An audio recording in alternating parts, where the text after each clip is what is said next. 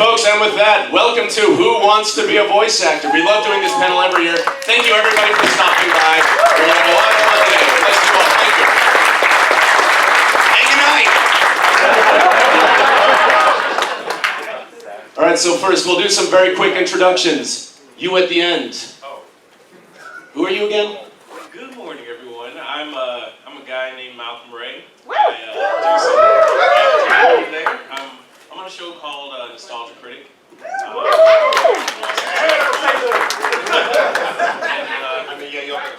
I'm also a freelance voice actor, and I do a lot of commercial work and other little things. Yeah. You'll have to excuse me, I had more breakfast in me than sleep, and I ate light this morning. My name is Scott Kaiser Neko from Team 4-Star. Does the bourbon you had count as breakfast? Does that count as a light breakfast? Yes, in fact, that was the entirety of my breakfast, bourbon. Any of you have seen Dragon Ball Z Abridged? Yes. As well as a bunch of other stuff. I'm also a voice actor for Funimation, and if anybody has ever seen the anime for Danganronpa, I was Tanaka. So, very obscure. What's a Tanaka? Tanaka Gundam. So, you know, those giant Oh, robots. it's a Gundam. Yes. Nice. And so, yeah, nice to be here. And then we're just some other guys. I'm Timber Puppers. I did some Undertale dubs a while back. I've done a bunch of other things. Tony Cry Night, Five Nights at Freddy's. A lot of internet stuff. I did a voice for this gentleman to my left here. In the history of Trunks Abridged, I was Future Gohan. That was fun. And then, who are you? Exactly. My name is Edward Bosco. I'm a voice actor. I'm from Chicago, so go Cubs. I've been in a couple video games you might have heard. Street Fighter V, I'm Ed. Killer Instinct, I was Conrad and Gargos. I was in Legend of Heroes, Trails of Cold Steel as Machias, and One Punch Man is Hammerhead. JoJo's, if you guys watch that. All right, so with that aside, we're going to open up the floor to all of you. Who wants a career in voice acting? Who's interested? I see a lot of hands. That's awesome. All right, so questions. Anything you want to ask? Let's go. Do the voice. You, sir. Yeah. Okay, so if I wanted to get started, I would have to make a choice between one of them. Would you prefer a blue Yeti or blue snowball or something like Blue Yeti. Do not buy a blue snowball. Please, whatever you do not ever buy a blue snowball. The blue Yeti is so much better. So much better. You get a lot more versatility out of that mic. The sound quality is better, and it's only a little bit more expensive. Frankly, the extra money is worth it for the blue Yeti. That is the best beginner mic, in my opinion. Or something, say, from Samson? Samsung also works. The CO1U is good. The CO3U is good. There's a couple of other starting out USB mics. The AKG 120 is also pretty good. And I always like to say this to people, if you're just starting out, don't bother with an XLR mic. That's something for much later on if you decide you actually really want to get serious about doing this. That's several $100s, and please do not waste that much money on something if you're not completely sure that this is what you want to do. So start with the USB mic, start with something nice and easy. Blue Yeti's a great start. Yeah, and the idea is really to kind of get yourself used to the whole concept, because as he said, the Blue Yeti is a very good introductory mic. So yeah, if you're new to this, and again, you're not sure you're serious about it, don't bother with the XLR. However, once you are sure that you are serious and want to do it, consider that next step, because that is the only way to do proper professional recordings. And in addition to that, you'll also want to have a nice soundproofed space. There are a number of ways you can do that. Just look it up online. Me personally, I have a little home booth that is built, the frame is built out of PVC pipe, and it's draped with moving blankets, which are amazing for muffling sound. Altogether, it only cost me about 70, 80 bucks. Yeah. All right, any other questions? You, sir. When starting out, would you suggest trying to audition for commercial work to be able to make yourself, or to start immediately into animation and gaming? The answer is audition for everything. Audition for everything you can. Typically, when you're just starting out, commercial work is going to be the bulk of what you do. You know, until you become Rob Paulson, or the next Rob Paulson, for example. About 90% of what you start out on, honestly, is going to be commercials. They're not the most fun thing in the world, but they pay. Yeah. When it comes to voiceover work, it's unfortunately very geographically centered. You have Los Angeles, Vancouver, Dallas, New York, and outside of that, there are a couple little places, but when you're talking about anime work, that's basically where you're going to want to go. But yeah, commercial work is available in most states because nobody goes to one center hub around the country for commercial work. They usually go to local, what do you call it? Studios. So yeah, commercial work, if you unless you live in one of those areas, is definitely going to be what you start out on. And it's also really great to build a portfolio, resume. Yeah. I saw you had a question?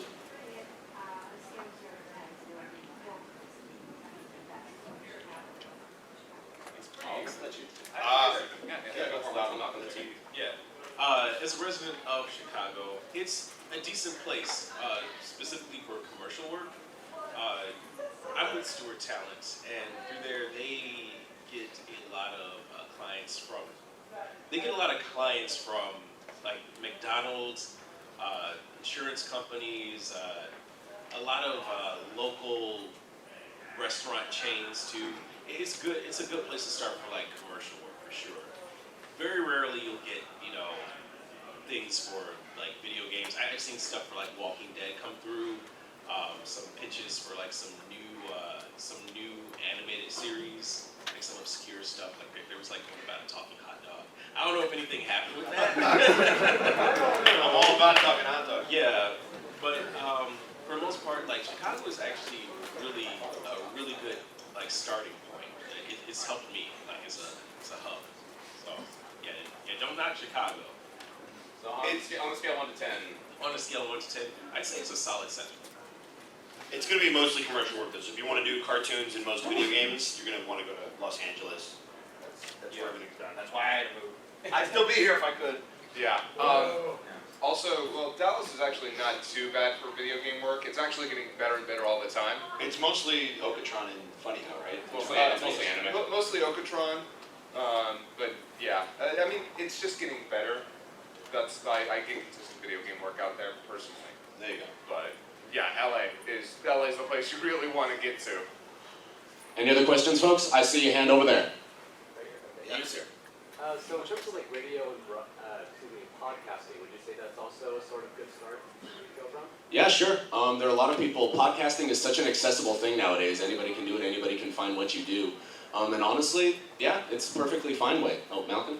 Oh no, I'm just like looking at this mic to see if there's like a volume on it. But Is it really It's a little quiet. It's a quiet mic. But it's okay.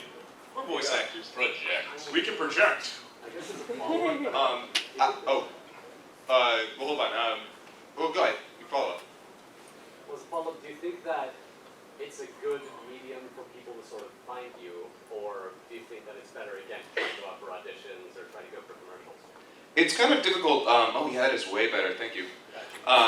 So the idea of being found / the idea of auditioning actively, again, if this is something you're serious about, you're going to want to put yourself out there. You're going to want to look to different studios, different agencies that are looking for people like you.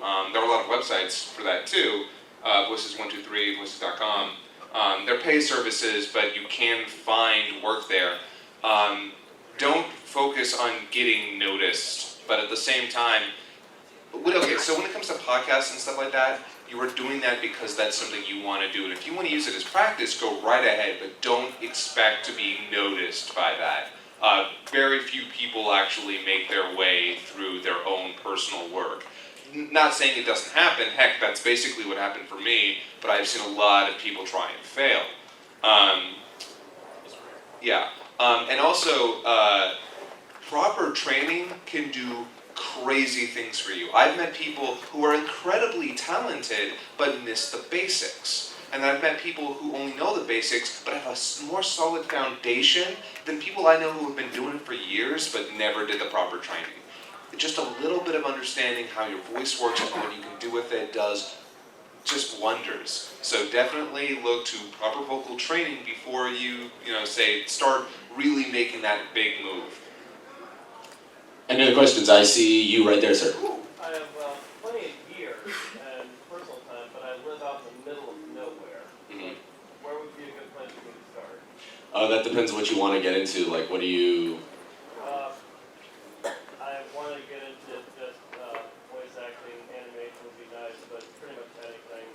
Well, animation, I mean, the big animation hubs there's Los Angeles, there's New York. Adult Swim is down in William Street in Atlanta, but I think they're really the only big studio out there, so don't go there just to do William Street. Basically, you can't only expect to work for like one channel, one network, one studio, because they only have so much work to give you. You need to broaden out as much as possible, so you need to go to somewhere that has a lot. And really, I mean, we mentioned it before, the biggest one is Los Angeles. Living in Los Angeles is, whew, it's a doozy, let me tell you, but that's where the work is. Yeah. And one of the biggest things that you have to remember is that for voice actors, very, very rarely is that our only job. Like, some people I've met in Los Angeles can do it and have been doing it, but it's tough, especially considering how much Los Angeles can cost to live in. Yeah, when you're just starting out, you're gonna have to have a day job. Whatever it is, the classic example is waiting tables, whatever you have to do to make ends meet. I only recently was able to go full-time myself. It's a long, long process, but you can get there with enough work and enough hustle. Yeah, you kind of have to make a choice on what you want to do, like career-wise. Me personally, I decided to kind of stay in Chicago for a while and build up my voice acting portfolio, but at the same time, I'm an on-camera actor, and Chicago's great for like kind of diversifying both. So you gotta kind of play the field and see what is good for you, like where you could geographically live, and figure out what other work you can do as well. But I should also say, don't just now suddenly just drop everything and move straight to Los Angeles. No, build up a portfolio. Yeah, don't do what I did.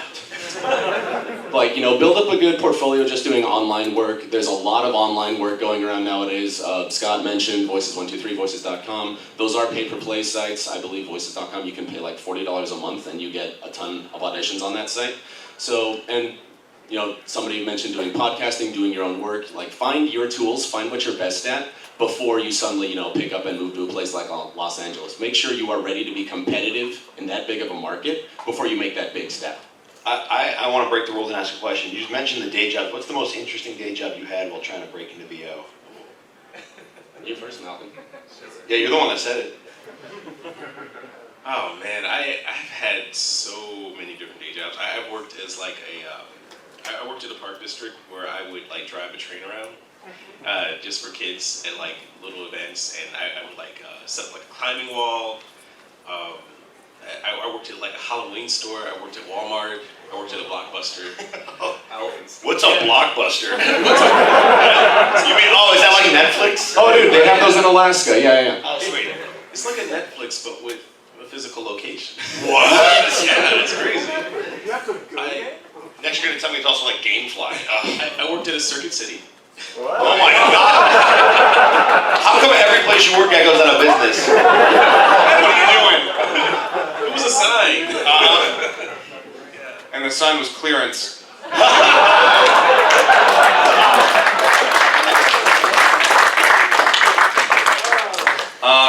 Weirdest and most interesting job that I had while trying to break into voice acting. I, comedy fan, dubbed a Japanese cartoon from the 1980s. Really? Yeah. What? Dragon Ball Z Abridged, dude. Are you serious? Here's the thing. If that doesn't count as a job, then the weirdest job I've had trying to break into voice acting was doing the census in Louisiana. Which, let me tell you, going door to door in Louisiana saying, "Hello, I'm with the government," that's fun. That's great. I got a dog sicked on me. That was fun. Nah, the dog. Here's the thing. The He dog. smelled the cat on you. That's what it is. The dog was actually just bark, bark, no bite, but still, it's weird for a dog to be chasing you down. On a beach, no less, so I'm oh my God. I feel like I saw that on Baywatch once. I don't know. For me, it was when I was still living in Portland, and I got this job at a bakery. Now, I should preface this with I have a dietary allergy to white flour, but here I am in a bakery surrounded by the goddamn stuff all day. I would go home, it would be in my hair, it would be on my clothes. So what I actually had to do is I had to wear a dust mask all day so I wouldn't breathe it in, because if I breathed it in, allergy triggered! So that was a fun one. And more recently, once I moved to Los Angeles, I worked shipping and packaging in a wig store. That was fun. I was basically surrounded by creepy styrofoam heads and creepy mannequin heads all day long. Would be a perfect setting for the next Silent Hill game. What's a wig store? Wig. Wig. Oh, wig. Like wig. hair. Oh, yeah. Sorry, I misheard you. That makes sense. Does it though? Now this guy to my right has a great one. Yeah. So I've done a lot of consumer stuff. So I did the whole Best Buy thing, and I feel like everybody should be mandatory 6 months in some kind of like either retail or food service. You will get such an appreciation out of life, and you will start stocking for them because they have the worst jobs in the world. You learn real quick about courtesy. But the coolest job I ever had, and this will appeal to a lot of you, is I was a mascot. So I was Scooby-Doo at Universal. I was a 2 box trolls, and I played Darth Vader for Starcade for John Tron. So I've done a lot of work. That is nice. All right, let's turn it back to you folks. Any questions? I see one right there. So, from the way this is sounding, to get yourself out there, you have to be your own self-promoter. Is that correct? Yes, Absolutely. Yes. Oh my God. 100%. You are your biggest advocate. You are your own Paul Heyman. So, Yeah, they left. I understood that reference. What would be the way to promote yourself if you are in, as the gentleman said, bumfuck nowhere? Honestly, it's get online. I mean, Scott, you could probably talk about this, but like TFS started somewhere in the middle of bumfuck nowhere, basically. So how did that kind of start up for you, Scott? Like, what was that process like? Because you built that from the ground up, right? I'm about to tell you a very, very rare story. So yeah, about almost 10 years ago, come next July, it'll be 10 years that I've been doing this. Me and a bunch of guys got together and started making a comedy fandom of Dragon Ball Z. The thing has lasted, again, damn near 10 years, and it was a lot of work. A lot of scripting, a lot of acting, a lot of editing. And in the meantime, we've had to, make shirts, we've had to start new business opportunities for ourselves. But that caught on with a lot of people. I'm getting work at Animation and Okratron because of the work that I've done, as have other people on my team. And when other people come to us and say, hey, how do I either do what you do or how do I work for Team 4-Star, I always tell them, like, look, we don't accept new people, we only see people who know what to do on their own. Because otherwise, we'd have a line of people like longer than the reg line. That's not possible. Sorry, it's not. But so, like, the long and short of it is very difficult to get noticed by companies, to get noticed by other actors. But if you can do it. It takes a lot of hard work, though. You will bust your ass. It is the hard road. But if you can do it, you can actually get some cool opportunities. I was in Battleborn as Ernest the Bombardier, and I would never have probably gotten that opportunity if it weren't for Team 4-Star, if it weren't for the thing that I made from the ground up. So I feel bad telling you or promoting that idea because it is very hard and it is very rare. But if you don't have any other opportunities, if you are in a place where it's like, I can't get to Dallas, I can't get to New York, I can't get to LA, then you know what? It might be worth it to just sit down and plan and work on something. It may take a couple of years, but if you're good enough and if you try hard enough, it's possible. I think the big thing is you have to ask yourself, what can you offer the market that's not already out there? So like the new craze right now, like everybody knows Critical Role, right? Oh, yeah. So playing D&D online is kind of a big thing now, but you have to figure out, if you were to use that for example, how are you different than everything that's already out there? So I'm on a show called The Unexpectables right now, which is also working with Taka and Crescito and Gaijin Goomba, and they're awesome, but they're nothing like Critical Role. It's a lot more casual, they're a lot funnier. It's just a different flavor. It's almost like you're sitting down and playing D&D at the table rather than something that's scripted or really thought out with a high production value. So it offers something different to the market. So if you're sitting there like, oh, am I just going to do a Let's Play on Twitch? I'm like, well, there's a million people that do that. What do you specifically offer that I want to watch that I can't get anywhere else? So maybe you're playing games in a giant, costume with a crazy head, and you're like, look, I'm the best Mortal Kombat player ever, and I'm doing it with paws. Woo! Like, that's different. I'd be like, all right, I'll watch that. And honestly, the best way to kind of get in is network. Network like crazy. Meet other people who are doing this too. Ride their coattails if you have to. And keep in mind, there's also a wrong way to get noticed. Like, don't, call a studio 10 times a day or stand outside the bedroom window of an agent going, hey, did you hear my demo reel? Like, there's a right and a wrong way to do it. This sounds like a voice of experience. I don't talk about that anymore. Look, I promise. I was in a I really talked bad to him. place. He doesn't hate you anymore. He just doesn't want to see you. Oh, well, that's a big relief. Phew. All right, any other questions? Oh, you've been raising your hand for a while, sir. Oh, I'm sorry, Malcolm. Well, yeah, you're gonna do a lot of beating the pavement. Like, basically, you're gonna want to search for opportunities. Because, I mean, the way I started out, I was just a guy looking for work, an actor looking for work. And I happened to come across the audition for demo reel for Channel Awesome. And, yeah, whoever remembered demo reel? Oh, thank you. Well, you were the one.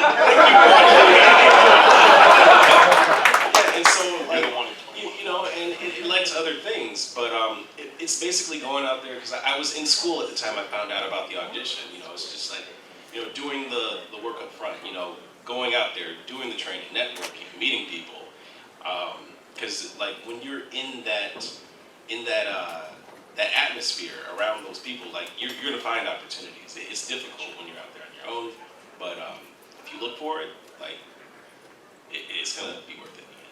Yeah. Okay, you, sir. Yeah, I just want to stand on that. Voice degree, you talked about getting that. Where do you get that? What do you use? What do you guys want to talk about? Your experience with that? Start with you, Melvin. Okay, well, me living in the Chicago area, it has provided me with a lot of opportunities to find training. There's like the acting studio, there's there's Second City, and there's like different training hubs as well. I mean, Columbia offers classes, and I mean, that's where I went to, and I was surprised to find that they did have voice acting classes, because it's like, you know, primarily like a film school. And it's just, you know, doing a Google search, seeing if there's acting classes around you, you know, look at their credentials, that sort of thing. It depends on where you live, again, and how far you're willing to travel. But yeah, getting some training under your belt is very helpful. There are a lot of classes you can take that are hosted, like there's a lot of really renowned, really well-respected people in the industry who do classes around various cities. If you do see a class though, always do your research on the person who's running the class. Mark Evanier, whenever he does a panel, always beats this point on the head, and I couldn't agree more. There are some people who are just looking to take advantage of the, you know, the upcoming, aspiring, you know, wide-eyed youth. So make sure that the person you're taking the class from has the credentials, has the, you know, look them up, do your research on that person, because they may not be the most qualified person in the world, and they might just take all your money. True. And some people do offer classes online, like through Skype, via Skype. It's great. Yeah, but remember, do your research. Okay, we have time for a few more questions. You've been raising your hand for a while, sir. So when you're going for an audition, traditional demo reel or self-done project or both usually helps out? Yeah, no, absolutely. Demo reel, like a good full-on demo reel professionally made is definitely something to have in your repertoire. But I would suggest don't just rush into making a demo reel. You know, don't just go home tomorrow and, like, you know, slap something together in, you know, half an hour on your own. Make sure you know what you're good at before you make a demo reel. And the way to do that is, you know, what we've mentioned, do auditions, take classes, get a good idea of what you offer, what you can do that other people maybe can't do as well as you, and then you make that demo. That's when you really want to show your stuff. But don't just rush right into it. By the way, one other thing that I want to say just off the bat, imitations are fun with friends. Never ever put them on your demo reel. Never present them to any of the directors that you're working with unless, you know, they're looking for something very specifically, because it happens on occasion where they're looking for a certain type of voice. But otherwise, do not present that. Do not throw that out there, because nobody wants to hear a voice from an actor they could already probably get. They want something original. They want something that has your fingerprints on it, not an imitation of somebody else. Sometimes they do specifically ask for imitation reels, but typically speaking, you're going to want to show your character demo, which is the stuff that you do best. Now that being said, I'm going to throw this out there. Let's say you're like me, you suck at impressions. Every bad impression that I do is a great new character. Yeah, Just throwing that out there. That's how a lot of us find a completely new voice is, oh hey, that's a really bad imitation of, say, that's a really bad Homer Simpson imitation, but it sounds like a different character. Let's work with that. The example I always like to use is, does everybody know who Snagglepuss is? Yeah. So Dawes Butler, that's his impression of the Cowardly Lion from Wizard of Oz. And so when you listen to it, you'll hear that, oh yeah, that's kind of like the Cowardly, but it's not really the Cowardly Lion, but it kind of is, but it's kind of not. Even good impressions, if you tweak them, like my favorite thing to do, I love Garrus from Mass Effect, so I have a pretty decent I know, dude. It's all right. I'll do it later. So I love to do that as an impression, but when I do that for an audition, I can't just do Brandon Keener because they already have him. So you change it, like you change your inflection, or you make it deeper, you make it higher. There's so many things that you can do to take a good impression and change it so it doesn't sound like the person you're impersonating anymore. Okay, we have time for a few more questions. I see your hand right there. You, sir. Hello. Yes. So you mentioned training before. My background is kind of in men's chorus in college, and I'm curious if there's any kind of overlap between that and voice acting. Absolutely there is. You learned how to project your voice doing singing, right? Mm-hmm. That's a great skill. Learning how to project with energy, how to fill a room with your voice. That's absolutely a great skill. Look, any training you can have, whether it's improv, whether it's theater, whether it's on camera, it can all bleed into voiceover quite nicely. Especially, I would say in my opinion, I think doing choir or theater is a great transition, because I started with that. That's a great transition into voiceover. Yeah, congratulations. You have better vocal control than some professional voice actors that I know. Because when it comes to full-on vocal training, it allows you to maintain a part of your voice. And let me tell you, that can be very difficult depending on what kind of character you're doing. Not even just voice, character. Keeping character is tough. So, yeah, no. Another thing. Silly voices are not acting. This is not going to give me a role. Being able to be emotional with it is what matters. I thought at first you were doing like an Edwin, King Candy, but then you like turned it into something completely different. You got emotional, and I'm like, oh, this is sad now. Yeah. By the way, I got an audition once, and they were asking for King Candy, and I came in and I love Edwin. You're not looking for King Candy, you're looking for Edwin. I am not Alan Tudyk. It's true. And another note, actually being able to sing can really work to your advantage, because there are some character auditions, for example, where you need to be able to sing. So that is a great advantage to have. Also rapping, if you can rap. They also like that. I'll do that. All right, we have time for, let's say, 2 more questions. I saw your hand go up. You, sir, right there. Yes, would you go... Yeah, in the hat. Okay. Oh, yeah, there's 2 hats in the line here. But anyway, I was wondering whether or not knowing multiple languages would be an advantage in this field. Yes. Okay, so I get so many auditions where they're like, so we're looking for a native blank speaker. So if you're fluent in Russian, Japanese, Spanish, Italian, literally any language that you can think of eventually comes across. German is a big one, because think about how many World War II games there are. They need people who can speak German. So if you're fluent in a second language, especially if it's exotic, because if you have an exotic language that you're like the only guy in town that does that language, they're always going to come to you. That is a huge thing. But the key is you have to be able to act no matter what language you're speaking. So that's the big thing. Remember what we said earlier about how you need to market yourself to the things that you can do that other people can't do. You can speak German. A lot of people can't do that, so that's an advantage you have automatically. Yep. All right, now you in the black shirt. Why people of D. Baker? So I'm a Twitch affiliate streamer who specializes in like RPGs where I do all the voices and the narration. Cool. Which is what I ended up doing. But I stream for like 4 hours, and at the end of it, my voice is ragged. Oh, okay. Is there any way to stage that off? There are many ways. So this morning I was streaming all yesterday, and I had to wake up and do auditions this morning. So I have what's called throat coat in the room. Thank you, Codex, who's not here. He actually bought it, so I use one of those. It's basically an herbal remedy to coat your throat and kind of soothe it, and take some of the gravel out and just relax it. There's also, we call it Hulk juice. There's an official name for it. I'm not going to say it because it's really long and I think really Korean, and I'm going to screw it up. But it's basically a throat coat that has herbs in it that will. It tastes like cough syrup, so it's not the greatest thing in the world, but you scoop it in with some hot water, drink it like tea. Wait, is that the really goopy stuff? Yeah, it's like Jack Powell. Yeah. Oh yeah. Yeah. It doesn't taste great, but it will allow you to last longer as a voice actor because it will help protect you and put like a thin coat over your cords and all that stuff. And another great one, honey. Tea with honey. Honey is great. Or just a spoonful of honey for that matter. Hot water and honey is amazing. Yes, it's a lifesaver. Okay, I think that about does it for questions. So who wants to come up and perform some scripts? Oh my. Oh, good. We have a lot of volunteers. Here's the first question. What scripts are we starting with? You want to start with Dust? Let's start with Dust. All right. So what we're going to do is we're going to do this script normally, and then we're going to rule 63 it and gender bend the hell out of it. Oh wait, you said 63, right? Okay, never mind. Sorry, I can't fulfill. I did not have this cut off 80 years ago. No, we're not expecting you to do like a feminine voice, just do like a male interpretation of the character. Exactly. Alright, so I'm sure a lot of you have heard of a little game called Dust and Elysian Tale, right? That's great. So we have those scripts to start out with. So we need two men and one woman. You, I saw you raise your hand, and now one lady. Can we get a lady? Oh, sorry, with the beanie. I saw you. Wait, one lady, please. Right Oh, there. I see with the cat ears. Yeah. Cat ears. There you go. All right, why don't you pass out scripts? Do you want to play Aura or do you want to play Dust? So Dust, I'm going to make this real simple for you. Aura is Professor Xavier from the X-Men. Dust is Batman. Which one do you want? You're Batman. Here we go. You got to be quick on the draw. Wait, are you Forrest? I've seen you before. Aren't you? Yeah. I didn't mean that. I mean B-O-A-R, not B-O-R-E. I knew you were going to say some. You are fidget.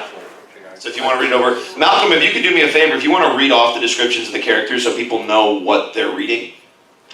Sure thing. Let's see. Dust, our mysterious hero. Handsome, calm, probably in his mid-20s and generally soft-spoken. He is unfazed by danger but breaks his cool demeanor when his emotions run high. Standard American dialect. Fidget. There you are. Fidget. The tiny flying creature who accompanies Dust. And Bat. Yeah. She is both the pessimist and the most lighthearted of the trio. She is frail, slightly nervous, yet fun-loving. Quick to crack a joke if the mood is right. She has a high-pitched voice and is jumpy when danger presents itself. She is able to peek through the cracks of Dust's emotional armor and generally wants everyone to be happy. She's the only character who would be able to break the fourth wall due to her joyful nature. And boy, does she. And yeah, and then there's Ara, the mysterious talking sword that accompanies Dust. There is a wise, ancient quality to the voice. Ara is obedient and helpful at the same time and has a genuine concern for the well-being of others. While the voice will be augmented digitally, sometimes they do that, the speed at which he speaks should be fairly normal due to the large amount of dialogue he has. Yeah, so there. We're going to have you stand in front of the screen over here. All right. Firing squad style. There we go. All right, so here's what I need from you three. Malcolm, if you could listen to Dust, you're going to be the director for Dust, just to get some notes. If you could do Fidget, and you can do Ara. No. I mean, okay, that's fine, yeah, sure. That's what I get for working with animals. All right. You ready? All right. So, Ara, perfect. So, bear with me. It's been a minute since I've seen these scripts, so I'm not. Dust. Dust. Awaken. Rise. Why have I been summoned? The answers will come. Now rise and claim the blade of Ara. Well, I made it! The sword lays dormant for 200 years, and guess who's on duty the day it decides to fly off by itself? And who is she? My apologies, Fidget. The one standing before you is Dust, who has summoned me. Oh, now it talks? This thing is full of surprises. Your name's Fidget? That's me, Keeper of the Blade. And you're Dust? Dust. That name doesn't sound familiar at all. Nor do I remember summoning this weapon. Your memory will return in time, but we digress. There is much to do. Wait, where are we going? I can't just let you take the sword. There must be reason it came to me. Fine, I'm too tired to argue about it, so I'll tag along for now. But once this is over, I really need to take the sword back. When the time comes, Fidget, it's yours. Give a round of applause.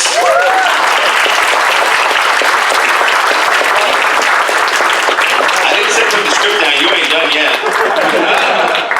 All right, guest directors. Panel's canceled, that's it, we're done. Party foul, bro, come on.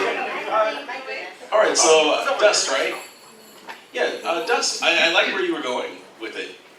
You had a very quiet nature to it. You know, you were kind of pensive, you know, a little irritated, being awoken, like, what's going on? You're giving me all these tasks. I like that.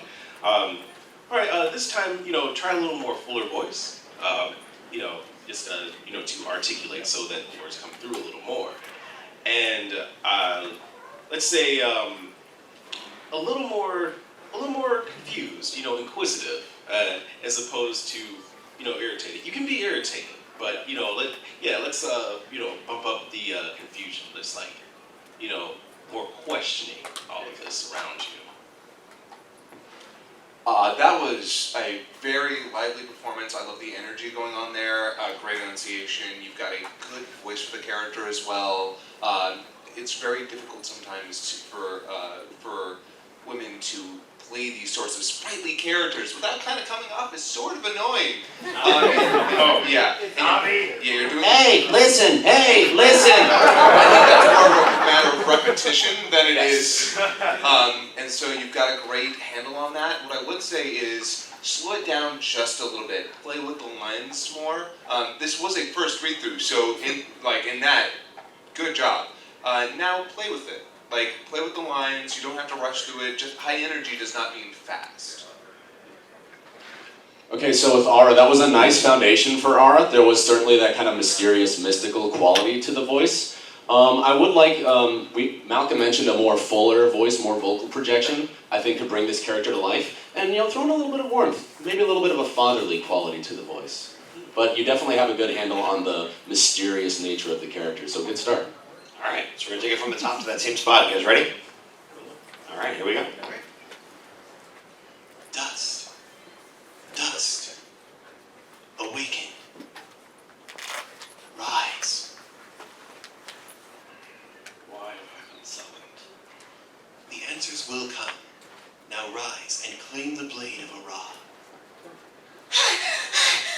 Whew! I made it. The sword lays dormant for 200 years, and guess who's on duty the day it decides to fly off by itself? And who is she? My apologies, Fidget. The one standing before you is Dust, who has summoned me. Oh, now it talks? This thing is full of surprises. Your name is Fidget? That's me, Keeper of the Blade. And you're Dust? Dust. That name does not sound at all familiar, nor do I remember summoning this weapon. Your memory will return in time, but we digress. There is much to do. Wait! Where are we going? I can't just let you take the sword. There must be a reason it came to me. Fine. I'm too tired to argue about it, so I'll tag along for now. But once this is over, I really, really need to take that sword back. When the time comes, Fidget, it's yours. All right. Thank you for coming up and performing, guys. You all did a very, very good job. Thank you for being the guinea pigs to start it all off. I appreciate it. All right, so now we're going to gender med it. We need 2 women and 1 male. All right, you, sir. And we need 2 ladies. I saw your hands. Please come on up. And you, please come on up. Yeah.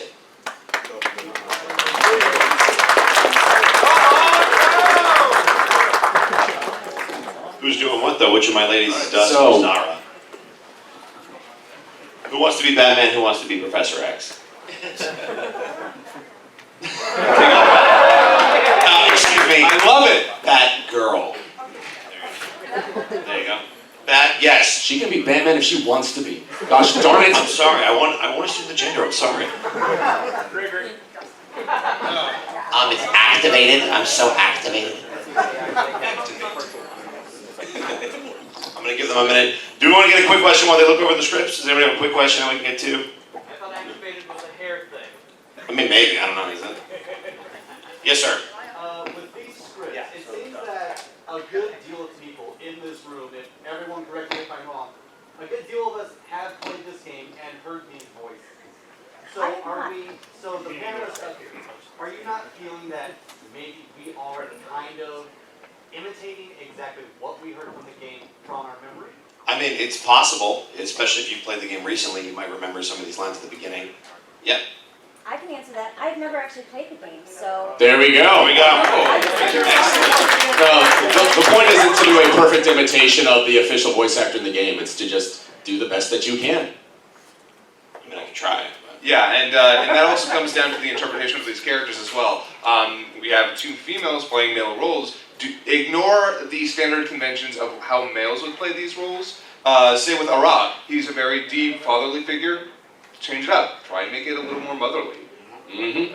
That's the whole reason why we gender bend is that you really can't steal from the like you can steal ideas and choices that they made, but like that doesn't benefit you guys. As actors, you're never going to have another performance that you can steal from like that, because even when you're dubbing, you're stealing from Japanese, and you can't really do the same performance as a Japanese actor because the acting styles are so different. So it helps to learn by watching the game and be like, oh, that's really interesting that they decided to do that. But you have to, as an actor, make your own choices. And I think it benefits people to not do what we did. And I'll know if you did, Ara. By the way, this guy was the voice of Ara in the video game, by the way. I wasn't going to say that until they were done because I didn't want to put pressure on them, but no pressure. All right. Whenever our 3 actors are ready. Dust, dust, awaken, rise. Why have I been summoned? The answers will come. Now rise and claim the blade of Ara. I made it. The sword lays dormant for 200 years, and guess who's on duty the day it decides to fly off by itself? And who is she? My apologies, Fidget. The one standing before you is Dust, who has summoned me. Now it talks. This thing is full of surprises. Your name is Fidget? That's me, Keeper of the Blade. And you're Dust? Dust? That name doesn't sound familiar at all. At all familiar. Nor do I remember summoning this weapon. Your memory will return in time, but we digress. There is much to do. Wait, where are we going? I can't just let you take the sword. There must be a reason it came to me. Fine, I'm too tired to argue about it, so I'll tag along for now, but once this is over, I really need to take the sword back. When that time comes, Fidget is yours. All right.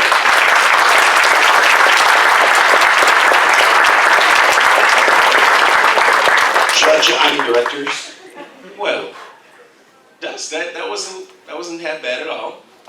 You have a more like bubbly nature to your persona, and that's totally fine. But let's try to adjust the character because he's more pensive, more questioning. He's a little more brooding. He's our brooding hero. Yeah. So yeah, that's the key word is brooding. So again, just kind of like confused, like you just woke up out of like a hangover. It's like Like many of us this morning. It's like why, why talking sword? Who are you? Where are my shoes? It's kind of like sandals. Where are my sandals? Yeah, so try to go in that direction with it, but. I'm really liking what you're doing with Fidget.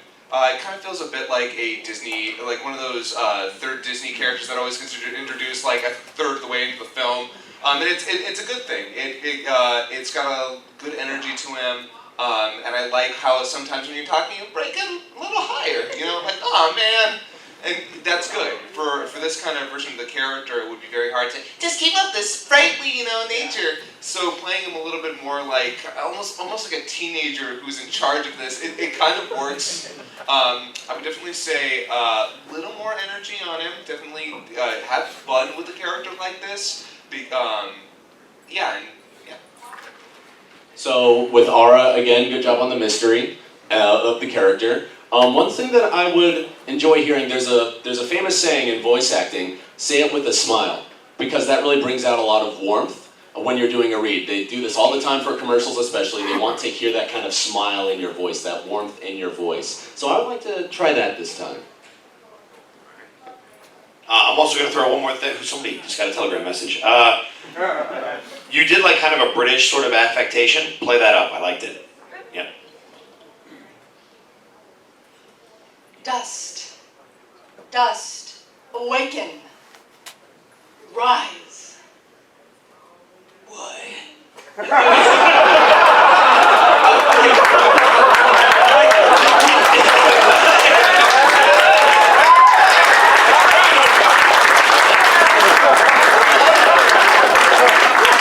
out of a job. You don't necessarily have to like change the voice. It's all about like the intonation, the attitude behind it. It doesn't necessarily have to be a voice, you know. But if you want to do that, you can. You can do that. You can do that if you want. I was gonna say, let her do it. Yeah, you can do that if you want though. You know, the choice is yours. It's all up to you. This is for fun.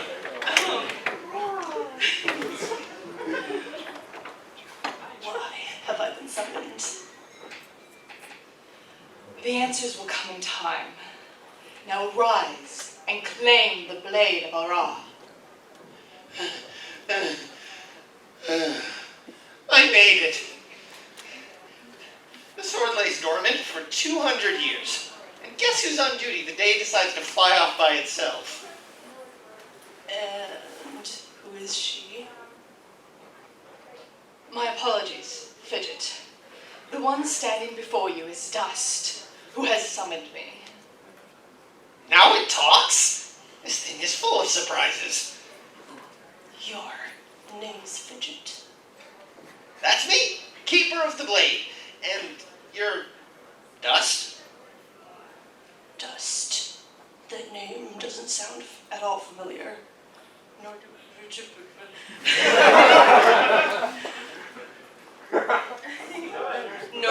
I remember summoning this weapon. Your memory will return in time, but we digress. There is much to do. Wait. Where are we going? I can't just let you take the sword. There must be a reason it came to me. Fine. I'm too tired to argue about it. So I'll tag along for now. But once this is over, I really need to take the sword back. When that time comes, Fidget, it's yours.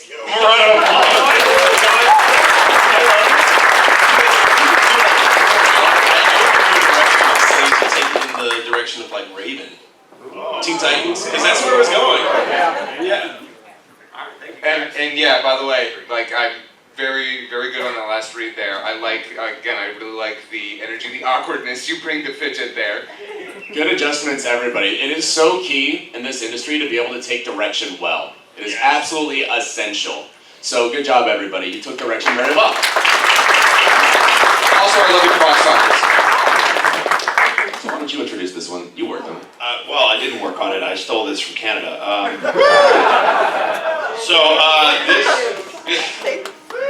Make sure I have all the right stuff. Yes, perfect. So this next show was something that was done as a pilot. It didn't go anywhere, I don't think. But it's basically, the best way I can describe it is if you guys have seen Two Stupid Dogs, that's kind of the dynamic of the two dog characters. So they're actually dogs. There's Butterscotch, who's like this lovable dumb lab. Then there's Otto, who's like this spunky, I don't even know what kind of dog he is. He's probably like a Jack Russell or something. And then there's Denise, who's the girl and basically the straight man of the crew, and is like, hey, y'all are dumb. So what we're going to need is two guys and a girl again to start off, and then we can always gender bend, and if you want to pick some people out. And we're going to have to limit it to one read per person. Sorry, everybody. That's all right. Let's see. You, sir. How much time do we have? We have, well, let's see.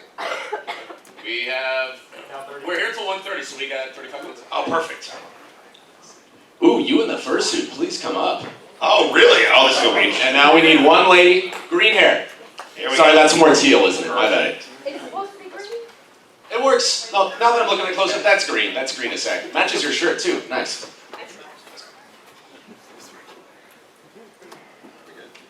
Yes. So while we get them ready with their scripts, time for one more quick question. Does anybody have a very cool... Oh, you way in the back. Yeah, I watched a couple of shows on... Insert words here. My brain just stopped. I'm sorry, could you come up a little bit closer, please? So I've seen a couple of shows or documentaries on voice acting, Mhm. and sometimes, like, there was one documentary, I Know That Voice. Yes, that's a great one. There's a segment where they also talk a little bit about changing lines or having a little bit of room to improv. How Mhm. common is that, and how accepted is it if you do that? Well, we mentioned having a background in improv is great for this exact reason, because sometimes, like you mentioned, the directors absolutely will need to change something on the fly, and you need to be able to adapt to whatever they do. And frankly, there are some directors and some studios who are okay if you want to, do a kind of an improvised ad-libbed take of a line. So yes, absolutely 100%. Yeah, a lot of directors are often looking for character first, and if somebody delivers a line differently or a joke differently that just seems to fit the character better, a director will often go like, oh wait, no, I liked that, let's keep that. Like, I had a line read from one of my actors that he was, he was speaking French, and he actually knew a bit of French, so he threw in some extra words, and I'm like, okay, first of all, I didn't know you could do that. Second, I'm keeping all of it.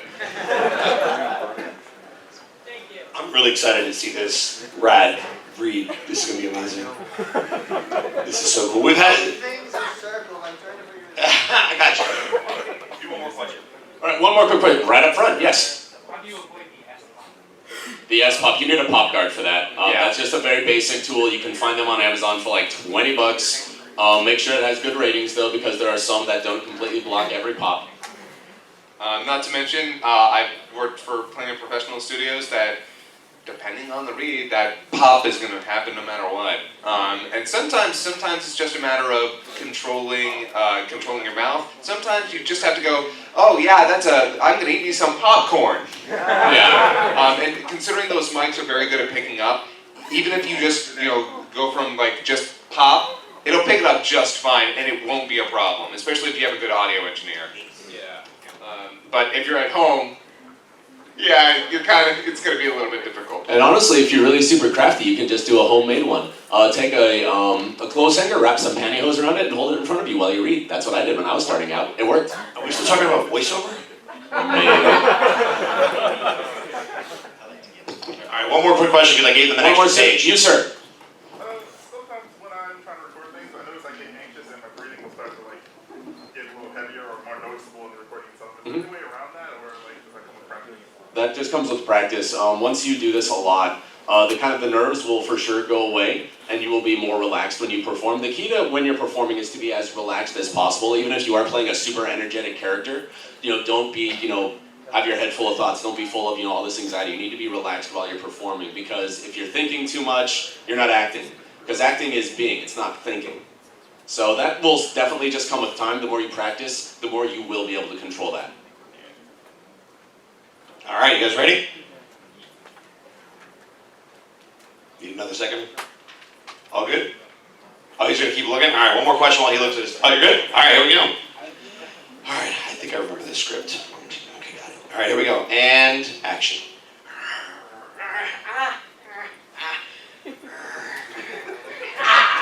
They're chewing on stuff in the script, by the way.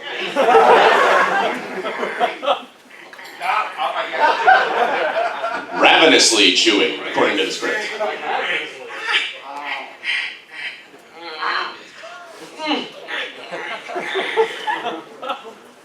Hey guys.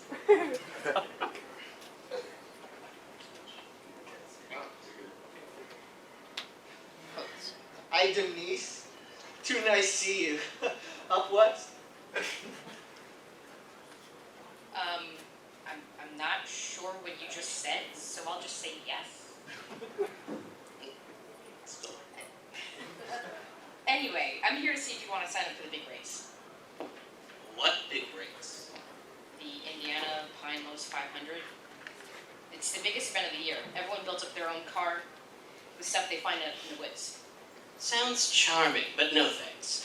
We have more important things to do than race around the forest like a bag of silly ninnies trying to win a gold pine cone or whatever your little prize is. Actually, it's this. It's a basket of food. Holy cow! That's amazing. I'm so hungry. We're in, and we'll win. After all, we've spent our whole lives around cars back in the big city. Right, round of applause. Oh, wait. Oh, I'm sorry. Whoops. I jumped on. How dare you, sir? There we go. Oh, I got hit by a car once, even though it was parked and I was running. That's why I believe in ghosts. See in the car. Okay. Great. I'll see you at the starting line at exactly 9 a.m. tomorrow. Perfecto. Our problems are solved. The two of us can easily use our superior city brain power to build something awesome and win all that food. There's nothing standing in our way. All right, give him a round of applause.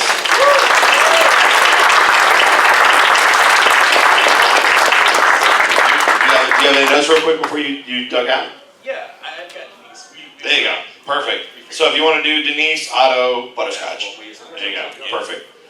Yeah, Denise, great. You did a good job with the characterization. I think you made some great choices there.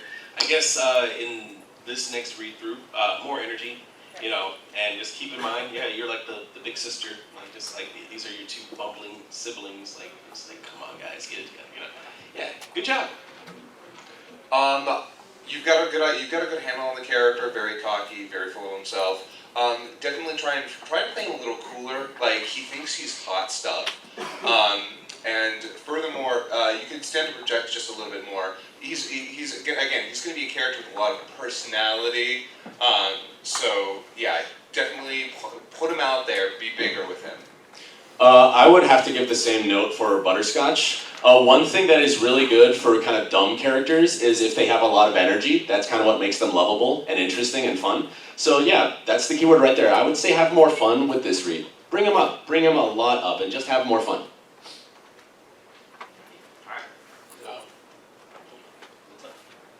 I'll watch it. You gonna watch it? All right. Yeah. All right. Here we go. Ravenously chewing.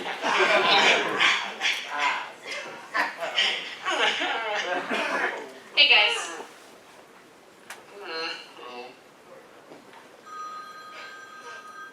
Hi, Denise. Do you see nice you up what?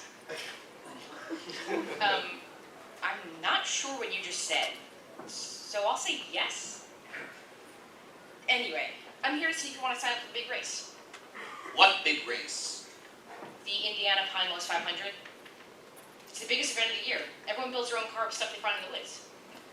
Sounds charming, but no thanks. We have more important things to do than race around the forest like a bag of silly ninnies trying to win a gold pine cone or whatever your little prize is. Actually, it's this. Food basket. That's amazing, I'm so hungry! Holy cow! Okay, we're in, and we'll win. After all, we've spent our whole lives around cars back in the big city. I once got hit by a car, even though it was parked and I was running. That's why I believe in ghosts. Because no one was driving the car. Okay. Great. I'll see you at the starting line at exactly 9 a.m. tomorrow. Perfecto. Our problems are solved. The two of us can easily use our superior city brain power to build something awesome and win all that food. There's nothing standing in our way. All right. Good job.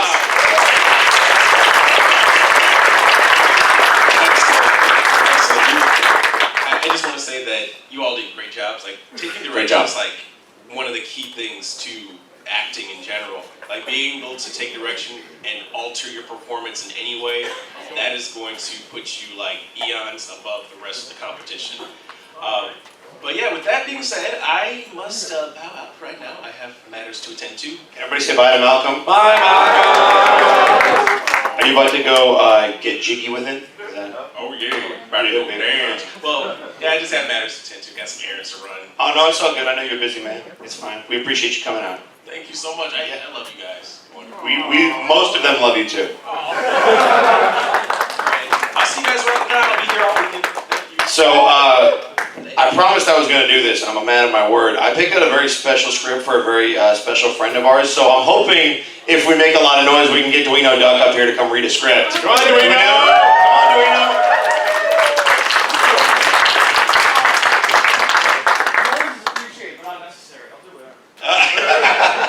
So this guy right here that I'm going to describe to you is basically the head of the Lion Gang who wants to win this race.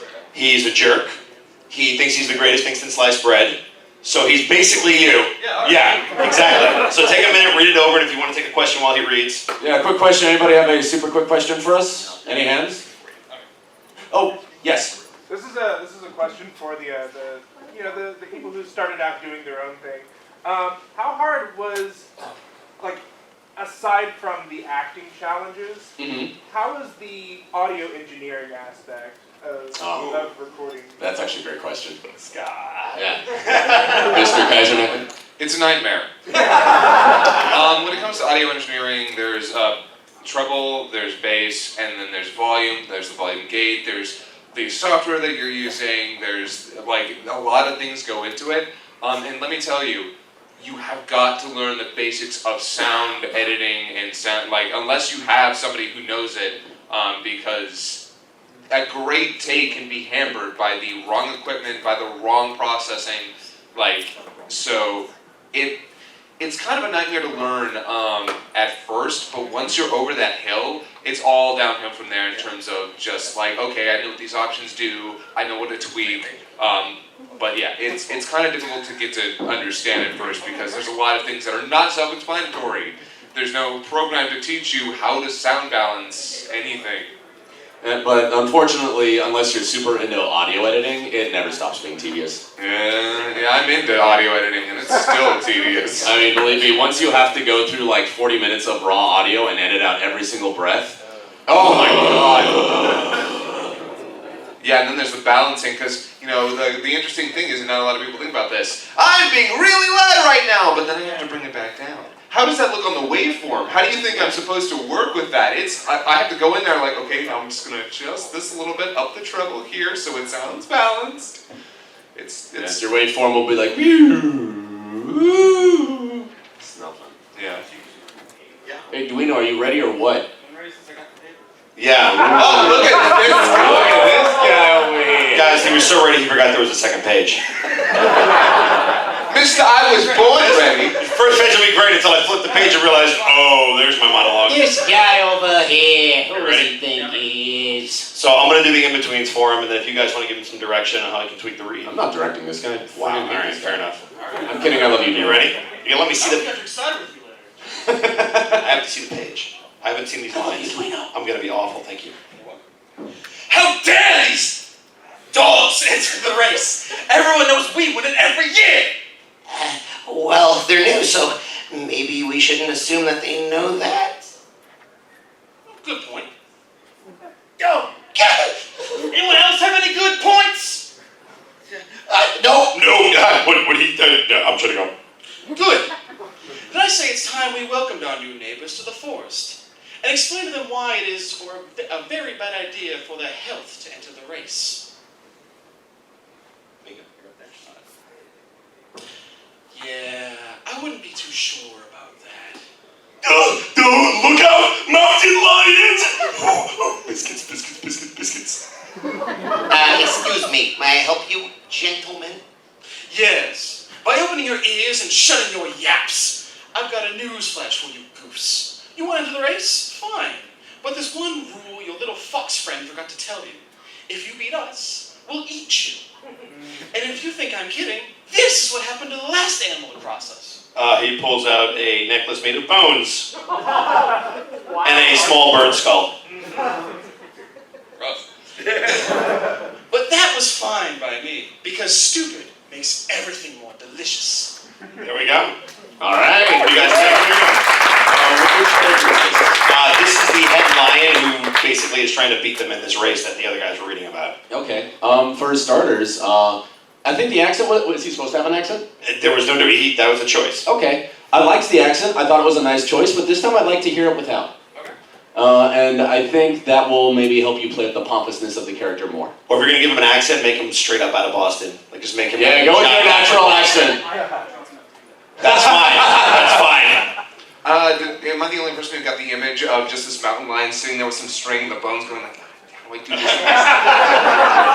this? Big stupid paws, how do I... Yeah, I don't have much to add to what they've already said. I like the energy. I would actually go a little slower with him on some parts, play with it a little bit more, because again, this guy is the villain of this piece. Ham it up a little bit.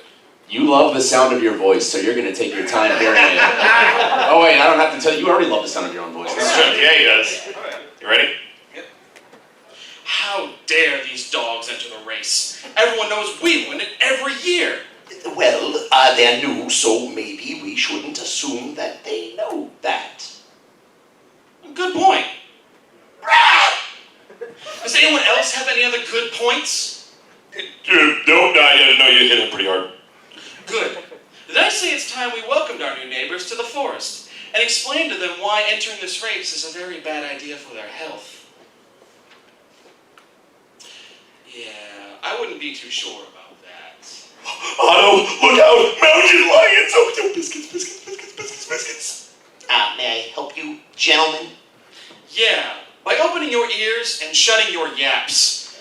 I've got a news flash for you goofs. You want to enter the race? Fine. But there's one rule your little fox friend forgot to tell you. If you beat us, we'll eat you. And if you think I'm kidding, this is what happened to the last animal to cross us. Bones. But that was fine by me. Because stupid makes everything more delicious. Grr. Good job. Give me a round of applause. Now we're gonna get one more take of that with a German accent, because I think that would really... how dare these dogs enter the race? Don't you know we win it every year?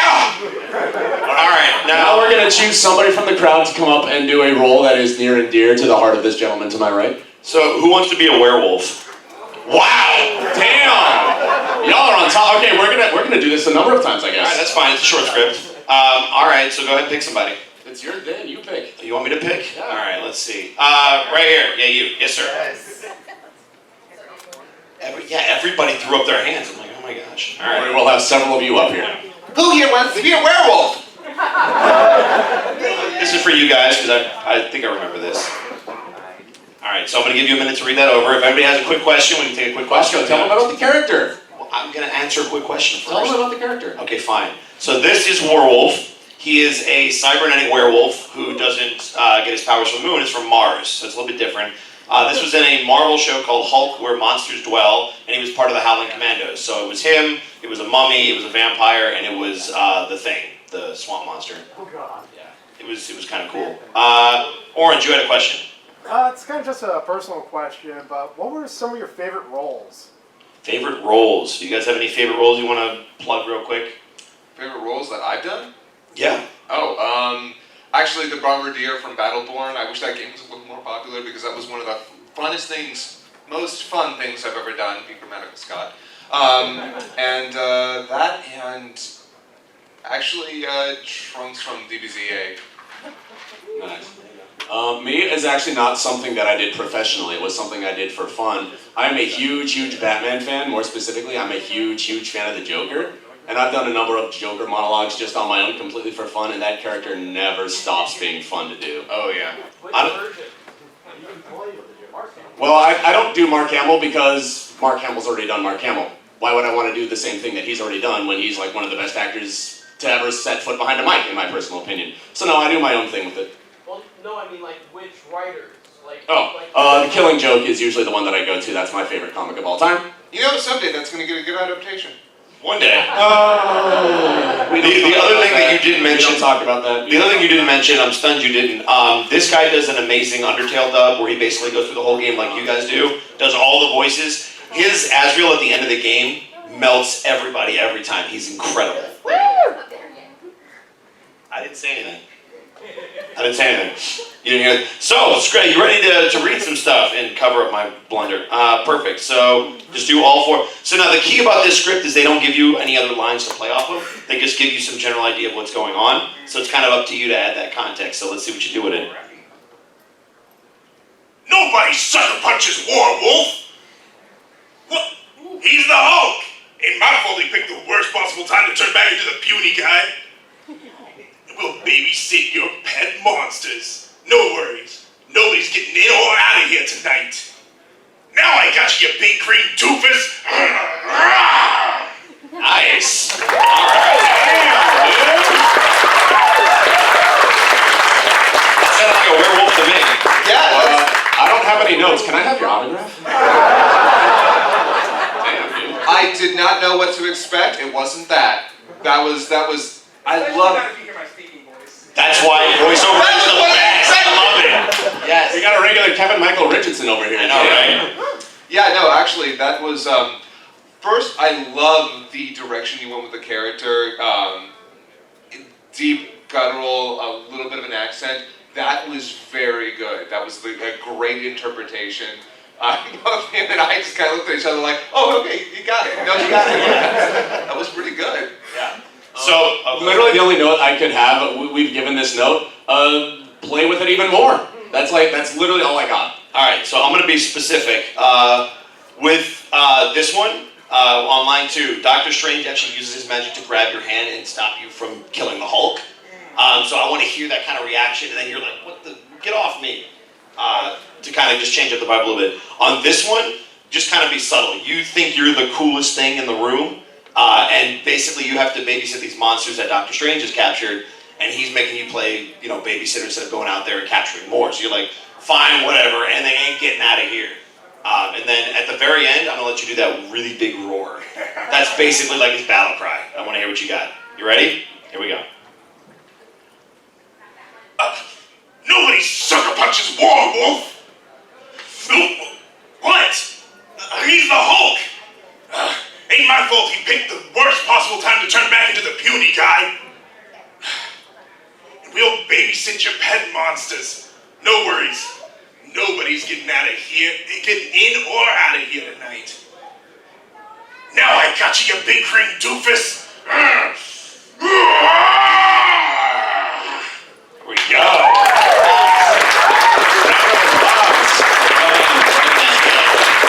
Alright, now we know a whole bunch you wanted to be a werewolf. So quick, raise your hand. You, purple hair. Let's go. There you go. Come, purple hair. And sorry again, folks, we gotta limit it to 1 read per person. Sorry. Yeah. So I'm gonna give that to you. Quick question while he looks over the script. Any quick questions? Anybody? No. Oh, yes, sir. Forrest. In reference to what he was doing at that one particular point, do any of you get sort of visible when you're doing your voice work? Absolutely. Oh God, I've hit the mic before. Yeah, no, the big gestures, you should be putting your whole body into your performance. Even if it's a very contained character. Sometimes I change the shape of my body if I'm playing a character that's very small and very simple and very quiet and very soft. But then if I'm doing something big, gesture! Yes, put your whole body into what you do. Yeah, when I played the skin for Oppunk in Smite, it was the Nutcracker. And again, this is what they want, and I was like, go, my dancers! I was very expressive, because you want to get into that character. You want to be that person. We've all hit the mic before, basically. Yes. Which the engineer always hates. You ready to go, my man? All right. Nobody sucker punches Warwolf! What? He's the Hulk! Ain't my fault he picked the worst possible time to turn back into the puny guy. And we'll babysit your pet monsters. No worries. Nobody's getting back in here tonight. Now I got you, you big green doofus! Alright, there we go. Nice! What do you guys think? You're playing it's kind of difficult to really get out there if you're not used to being guttural with your voices. Don't hurt yourself, but try and put a little more projection into it. He's a monster. He's a big guy. You know, nobody. You want to definitely get in there on it. Wow, that could be taken in a couple of ways. All right. Well done, Scott. This is not an 18+ panel, but thank you. But yeah, by and large, my biggest suggestion is go bigger. And I would personally like to hear a little bit more attitude out of this guy. You know, he's a big, confident, cocky guy. You know, give him that attitude. And nobody messes with him. Nobody! Give him that attitude. And if you feel yourself uncomfortable going too low, forget about it. It's about the acting. Become the character, then you're on the way. Attitude. Nobody sucker punches Werewolf. What? He's the Hulk. Ain't my fault he picked the worst time to turn back into the puny guy. Okay, we'll babysit your pet monsters. No worries. Nobody's getting in or out of here tonight. Now I got you big green doofus. Yeah! This time, why don't we get a lady to come up and be a werewolf? You in the back, I see your hand shot up right away. Come on up. By the way, I want to point out... Lady Likens. Can I point out something I like that he did? Yeah, please. I was just about to do that. So, on the line, and we'll babysit your pet monsters, no worries. Nobody's getting in and out of here tonight. He actually went down on that last one, like almost kind of threateningly to anything that might be listening. And it was, I like that. I like, there's something I enjoy about somebody's performance, even in a single line, being varied. It shows intent, it shows character. I also thought the affectation that you did was really good, and it's the perfect example of, I heard something on Werewolf that would work great on the nightmare, or the villain Nightmare from the movie. So, sometimes you'll do an audition for a character and it won't be right for Werewolf, but if I would have heard that, I would have went, you need to read Nightmare right now and do that, but sinister. That happens all the time. Yeah, so sometimes you get up and you're like, oh, that didn't work for Werewolf, but immediately I thought of another character, I'm like, this is exactly what you should do. Like, you'd make a great villain. It's funny how many times I've... So there you go. Because I put a little bit of British on it, they're always evil. That's how it works.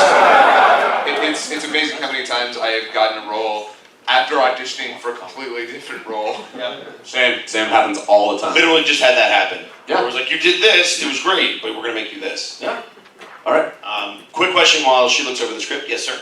Most difficult thing you've ever had to record? Difficult in terms of challenging or difficult because there were problems? No, as in terms of you had to do a million takes because it never could. Oh, good question. Go ahead. Going over my horse stories.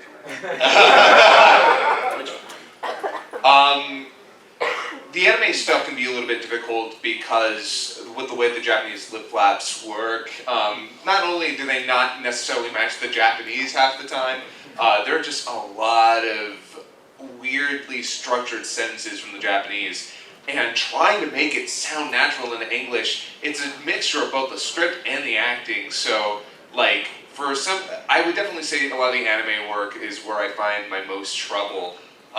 For the video game work, when I'm allowed to just do what I want, it's a lot easier, but yeah, no. Danganronpa offered a little bit of that. I remember there was just this one line, and it was odd. It was, shiver and sleep. I had to do that line 10 times just to get the, 10, it's weird, but yeah, just the smallest things. Just because of the lip flaps, the framing, it's so weird. So I do a lot of freelance work, and there are a lot of freelance clients who don't really know how to work with actors. Oh god, then there's this. I've gotten some of the weirdest goddamn notes. Here's one that I got literally right before the con. So I know I asked you for an American male voiceover, but the way you pronounced this word was too American. Could you pronounce it a little less American, please? What does that mean? Do it German. Yeah, so I had to ask the client for clarification. But something that I did professionally was, you were actually present for this session, my second one at Benari. Oh yeah, Don't say what it was, but... Yeah, I can't say what it was, but it was with some overseas, so it was with the director in the studio, and he was getting input from overseas clients who, their English wasn't the best, understandable completely, but they were extremely particular about the character. It took me about, I think, something like 10 to 20 takes just to get the first line right. And then after that, it was a little bit easier because, okay, now I know what they want. Now that we've gotten there, this should be a little bit easier. No, every line needed several takes just to get through. So sometimes you just have those, the director was doing great. It just wasn't something I was used to doing, plus the overseas clients were being very difficult. It's funny because I heard about these clients, so it's a 2-hour recording session, right? And even if it's a short script, these clients always find a way to get you there for the 2 full hours, and sure enough, right on the dot, 2 hours, okay, now we have everything we want, we're done. Come on, guys, it should have only taken 20 minutes! Yeah, it happens. For me, it would be Ara, easy. That was one of the hardest things. Oh, that's because Mac whooped your ass on that character. Yes, he did. So the director's a friend of ours, and sometimes he can be very particular about things. Sometimes he likes to kind of give you a hard time, especially this guy. He loves to give this guy a hard time. Well, but so the whole reason that it was hard for me is I typically don't play the mentor Professor X character back when I was starting out. Ara was the second professional thing I ever did. So I was still very new, and I basically learned that on the fly. I watched a lot of X-Men, I did a lot of homework, and so every recording session it got a little bit easier and a little bit easier, and now I can do that in my sleep, but starting out, I basically learned that on the fly. So that's why Ara is so cool to me. Alright, sweet, so we're gonna read. Ready? Ready. Okay, here we go. This is gonna be awesome. Nobody sucker punches Warwolf.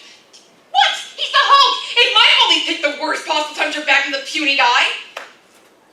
And we'll babysit your pet monsters. No worries. Nobody's getting in or out of here tonight. Now I got you a big grinning doofus. Rah! Nice. Good start. Very nice. First thing right away I would like to hear is I would like you to slow down on the character a lot. Give time to really portray that attitude that he has. High energy, again, doesn't necessarily mean fast.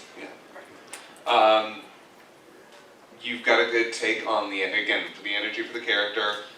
Slow it down a little bit. Maybe add a little more grit in there if you can. Don't go too unnatural, but see if you can find somewhere there that makes this werewolf sound, again, aggressive and animalistic. Alright, let's give it a shot.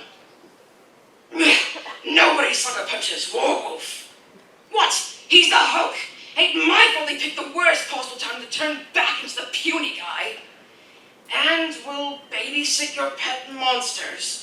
No worries, nobody's getting in or out of here tonight. Now I got you a big green doofus. Rah! Nice. Nice. Nice. Actually, real quick, can we get you to do the last line? Give us the biggest, mightiest roar you got. Yeah, here we go. Come on. Rah! Yeah! Good job taking the direction. I now know what Rule 63 Vegeta sounds like, by the way. So we have just a few minutes left. Would one more of you like to come up and be a werewolf? I saw your hand go up right away. Wow. And while they're getting ready, can we have one last question? Very method. With the ears. Very method. I'm just starting off, and I'm looking at audio editing software. Like I was looking at one called Reaper. Have any of you used that, or do you have a preferred audio software that you use? I can make 3 recommendations for you. I've never heard of Reaper. Audacity. Ow. I think inside of my cheek. Audacity is fantastic for simple recording. I use it all the time. It is I don't use it for a lot of my more professional stuff, but if I need to record something very simple, very cleanly, Audacity, it's free, it's good. But when it gets into things you have to pay for, Audition has great versatility, great tools. It is pretty much that in Pro Tools. Yeah. Unfortunately, Pro Tools is only available if you're basically an Apple Mac user, so it's a little more difficult. Man down. Kick his ass! Wait, what can I do? Yeah, get him, bro! Get him! WavePad and Audacity are really good, so is Adobe Audition. As far as the free ones, WavePad is actually my preference. A lot of the versions you find say it's like a 30-day free trial, but you can find a fully free version. I use it.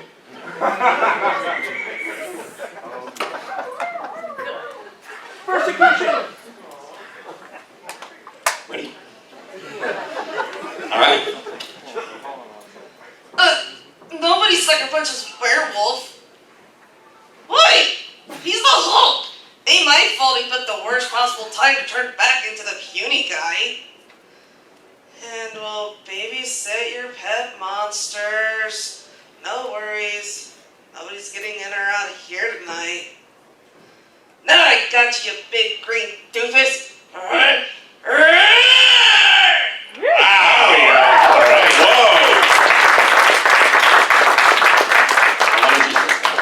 Yeah, so on the, I see on this one, the babysit line, you went more dejected and kind of like bored with it, which I kind of find funny. So you've got a good idea of how you want to handle the character. If you want to add more grit there, I think it would work. But I also kind of like this more, this werewolf kind of sounds, how do I put it? Kind of like a mama wolf, and I kind of dig that. One thing I want to point out, and this is just actually a good general note that we should have brought up earlier. When you're looking at the scripts, sometimes you will see certain words in italics or bolded. That means they want you to emphasize that. So for example, in this script, on the first line, nobody sucker punches werewolf, nobody is in italics. So punch that word this time around. Ready? Nobody sucker punches werewolf. What? He's the Hulk! Ain't my fault he picked the worst possible time to turn back into the puny guy. And we'll babysit your pet monsters. No worries. Nobody's getting in or out of here tonight. Now I got you, big green doofus. Alright. Round of applause. Alright folks, that's all the time we have. Thank you all so much for joining us. I hope you all had a great time hearing everyone's sweet voice acting. Thank you all so much. Thank you. That's it. We're done.